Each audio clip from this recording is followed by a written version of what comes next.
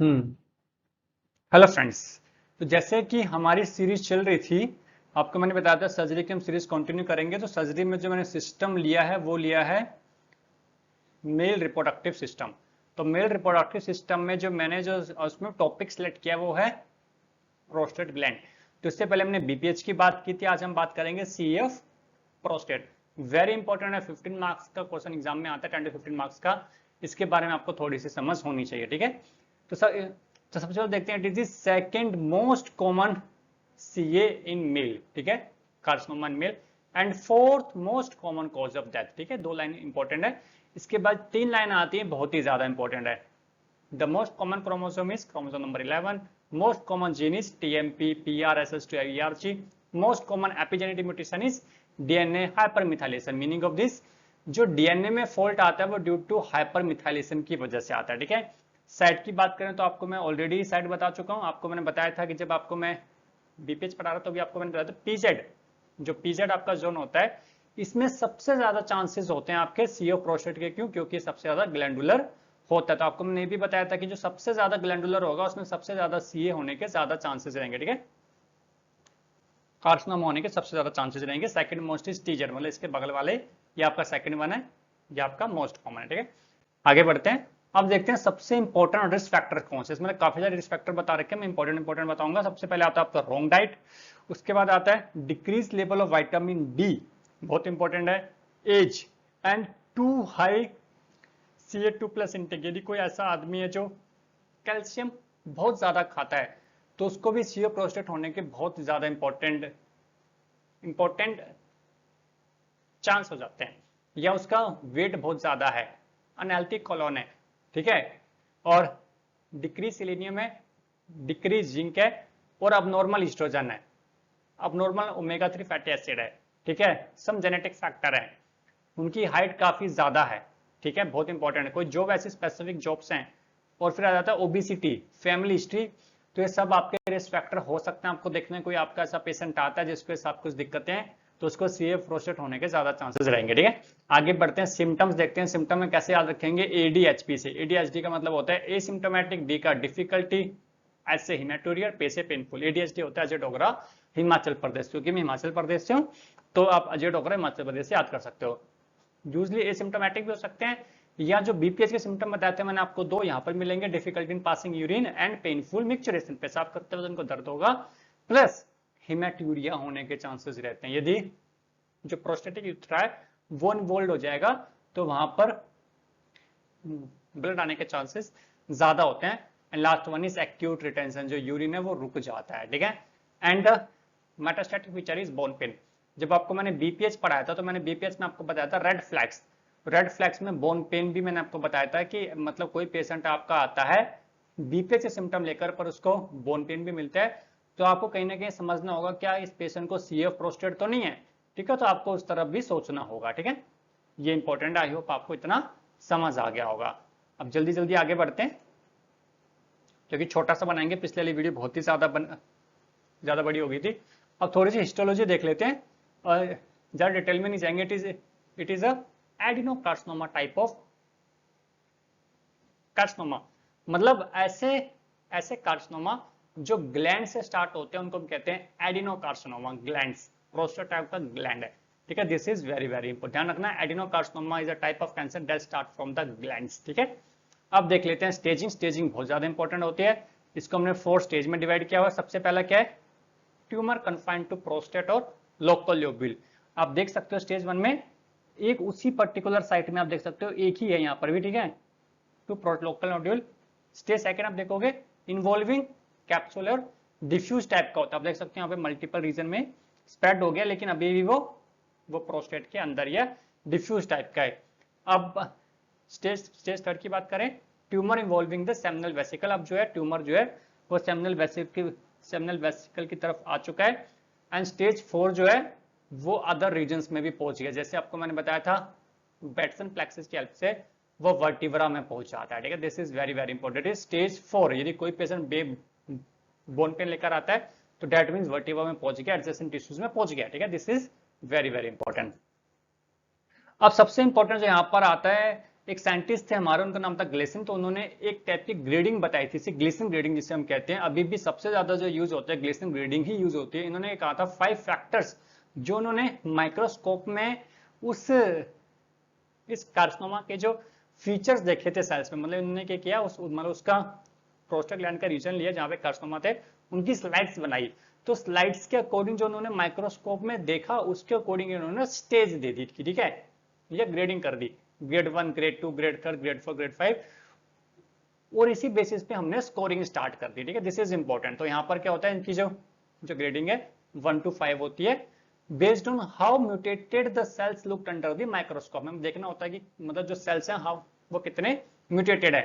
तो सबसे पहले देखते हैं स्टेज 1, यहाँ पे क्या होता है, स्मॉल यूनिफॉर्म ग्लैंड्स, मतलब बिल्कुल ठीक है, वेल डिफरेंशिएटेड है। सेकंड वाला देखें, मोर स्ट्रोमा बिटवीन द ग्लैंड्स, ठीक है। थर्ड वन आता है डिस्टिंक्टली इनफिल्ट्रेटेड ग्लैंड मार्जिन्स।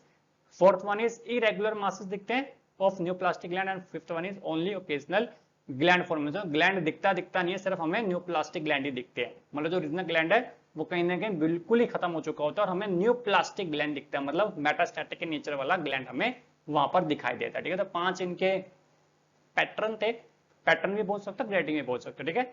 अब देखते हैं स्कोरिंग कैसे करते हैं। तो आपको ध्यान रखना है जो ग्रेडिंग है वो 1 to 5 है, लेकिन स्कोरिंग की रेंज कहां से है इसकी, 2 to 10, ये आपको ध्यान रखना है। However since doctor Gleason's original classification pathologist, according to Dr. Gleason's original classification, pathologist almost never assign scores 2 to 5, उन्होंने कभी भी 2 to 5 स्कोर नहीं किया, इसलिए जो इसका जो स्कोर है हमेशा 6 से स्टार्ट होता है, 6 to 10 होता है, ठीक है। तो कभी भी वो जो मतलब जो पैथोलॉजिस्ट होते हैं 2 to 5 को स्कोर नहीं करते, वो 6 से स्टार्ट करते हैं।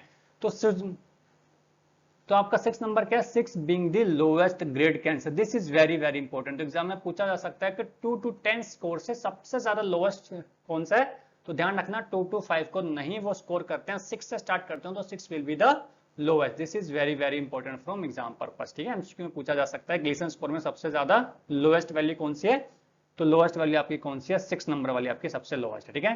तो अभी आपको मैंने बता दिया ग्लीसन स्कोर में सबसे ज्यादा लो कौन सी है, 6 is low grade, 7 is intermediate and 8 to 10 is high grade cancer. तो इतना आपको ध्यान रखना है, 6 लो ग्रेड है, 7 इंटरमीडिएट और 8 to 10 आपकी हाई ग्रेड है, ठीक है। अब होता क्या है, ये आपके डुप्लेट में मिलते हैं, मतलब पेयरिंग में मिलते हैं, A plus A plus B plus C, मतलब ऐसे पेयर्स में मिलते हैं, ठीक है। तो 1 Gleason grade to the most predominant pattern and second to the second most predominant pattern. मतलब मान के चलो मैंने 2 सेक्शन, मैंने स्लाइड लगाई और उस स्लाइड में मैंने 2 चीजें नोटिस की। एक मैंने नोटिस की जो सबसे ज्यादा प्रीडोमिनेंट जो पैटर्न होगा मैंने वो मार्क किया। फॉर एग्जांपल जब मैंने स्लाइड लगाता हूं और मुझे उसमें सबसे ज्यादा दिखाई देते हैं पैटर्न थर्ड वाले, तो मैं लिखूंगा 3। अब उसके बाद मुझे सबसे ज्यादा दिखाई देते हैं 4 वाले, तो मैं इसको लिखूंगा 3+4, है ना। इसकी स्कोरिंग हम इस तरह से करते हैं। अब मान के चलो मुझे सबसे ज्यादा दिखाई देते हैं 4 और उसके बाद मुझे दिखाई देते हैं नंबर 2 में थर्ड वाले, ठीक है। तो अब देख थर्ड, तो इसकी सीवियरिटी हमें देखनी हो तो सबसे ज्यादा सीवियर कौन सा वाला होगा, ये वाला सबसे ज्यादा सीवियर होगा। क्यों, बिकॉज इसमें ग्रेड 4 वाले सेल्स बहुत ज्यादा हैं, ठीक है। तो जिसमें सबसे ज्यादा ग्रेड वाले सेल्स होंगे वही आपका ज्यादा सीवियर होगा, ठीक है। 3 वाले में इस पहले केस में क्या था आपका, पहले वाले केसेस में 3 वाले ज्यादा थे, 4 वाले कम थे। मान के चलो 3 वाले टोटल 10 सेल्स थे और 4 वाले 5 थे। और इस वाले में क्या हुआ, इसमें ये 10 है, इसमें ये 5 मुझे सेल मिले, ठीक है। तो इसमें आप समझे मैं क्या बताना चाहता था, ठीक है। अब आगे बढ़ते हैं, जैसे उन्होंने एग्जाम्पल भी बता रखा है 3+4, इस तरह से ग्रेडिंग करते हैं। 3 का मतलब है सबसे ज्यादा तो जो पैथोलॉजिस्ट है उनको 3 पैटर्न वाले सेल दिखाई दिए, और जिन्होंने 4 लिखा इसका मतलब है उसके बाद उनको सबसे ज्यादा 4th पैटर्न वाले सेल दिखाई दिए, तो इनको हमेशा डुप्लेट में लिखते हैं A+A+B इस तरह से लिखते हैं, ठीक है। तो 2 grades will then added together to determine the Gleason score. अब 3+4 को हम ऐड कर देंगे, डेट इज 7। ऑफ कोर्स 4+3 भी आपका 7 ही होगा, लेकिन यहां पर 4 वाले जो सेल्स हैं वो आपके ग्रेड 4 वाले हैं, तो ये वाला ज्यादा सीवियर होगा एज कंपेयर टू दैट, ठीक है। 4 + 3 भी आपका 7 ही होगा, लेकिन यहाँ पर 4 वाले जो सेल्स हैं वो आपके ग्रेड 4 वाले हैं, तो ये वाला ज्यादा सीवियर होगा एज कंपेयर टू दैट, ठीक है। जितना आपको समझना है, बहुत इंपॉर्टेंट कॉन्सेप्ट, जो भी आप इसकी रिपोर्ट देखोगे तो वहां पर ग्लिसरीन स्कोर ही वहां पे मेंशन किया होता है, ठीक है, तो ये बहुत इंपॉर्टेंट समझना है।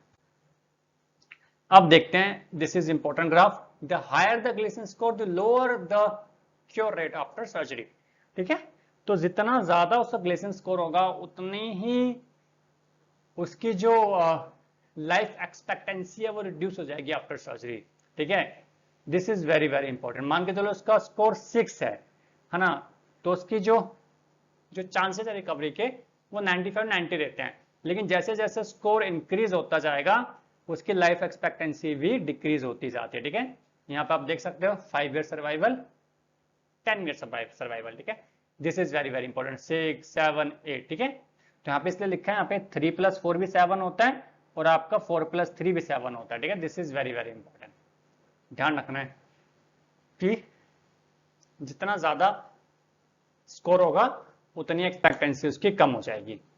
अब एक और आपका क्लासिफिकेशन आता है जिसको कहते हैं DM-ICOS रिस्क क्लासिफिकेशन, यहाँ पर क्लिनिकल स्टेजेस के अकॉर्डिंग हमने डिवाइड किया हुआ है, लो रिस्क, इंटरमीडिएट रिस्क और हाई रिस्क पेशेंट, ठीक है, तो क्लिनिकल स्टेज देखेंगे T1A, T2B and T3, T1, T2, T3, जो नाम से पता चल रहा है T1 वाला लो रिस्क वाला, T2 वाला इंटरमीडिएट है, T3 वाला हाई रिस्क, फिर मतलब PSA दी लेस देन 10 है, लो रिस्क है, 10 to 20 है, इंटरमीडिएट है, 20 से ज्यादा है तो आपका सबसे ज्यादा है। ग्लिसरीन स्कोर जैसे अभी आपको मैंने बताया 6 से कम है तो लो रिस्क है, 7 है तो इंटरमीडिएट है और 8 to 10 है तो हाई रिस्क आ जाता है, ठीक है, this is very very important. Treatment की बात करें तो वॉचफुल करना है, वेट एंड वॉच कंडीशन है, एक्टिव सर्वेलेंस रखनी है, ठीक है, ये बहुत इंपॉर्टेंट है, RP करवा सकते हैं, और इसमें RP भी चलेगी, इसकी हार्मोन थेरेपी भी चलेगी 6 मंथ के लिए, और इसमें RP भी चलेगी, हार्मोन थेरेपी भी चलेगी फॉर 2 ईयर्स के लिए, प्लस उसके साथ साथ एडजुवेंट थेरेपी भी चलेगी, यहाँ पे लाइफ एक्सपेक्टेंसी 5 साल से भी कम पेशेंट की रहती है, ठीक है, this is very very important.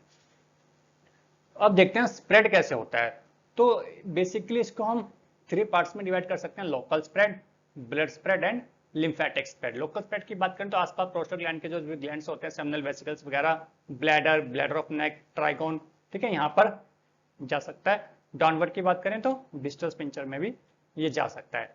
Blood spread की बात करें तो बोन में चला जाता है, जैसे आपको मैंने बताया था, with the help of Batson plexus.